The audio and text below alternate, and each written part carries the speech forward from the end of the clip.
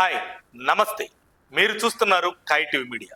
తెలంగాణ రాజకీయాల్లో మరోసారి hot topic మొదలైంది.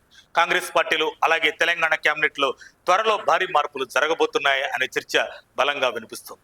ఎప్పటి నుంచో పెండింగ్ లో ఉన్న కేబినెట్ విస్తరణకు ఇప్పుడు ముహూర్తం దగ్గర పడిందని కాంగ్రెస్ వర్గాలు అంటున్నాయి. ప్రస్తుతం కేబినెట్ లో సీఎం రేవంత్ రెడ్డితో కలిపి 16 మంది ఉన్నారు.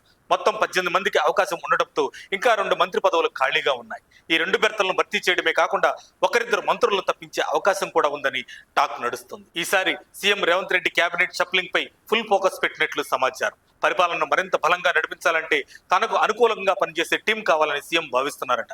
అందుకే హైకమాండ్ నుంచి ఫ్రీ హ్యాండ్ తీసుకున్నారని కూడా ప్రచారం జరుగుతుంది.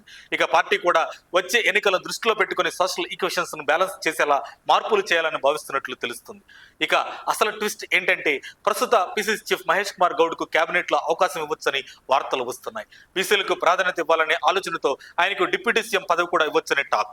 మహేష్ గౌడ్ కేబినెట్ లోకి వస్తే పిసిసి చీఫ్ పదవి ఖాళీ అవుతుంది. ఆ పోస్టుకు మధుయాష్కి గౌడ్ పేరు బలంగా వినిపిస్తుంది.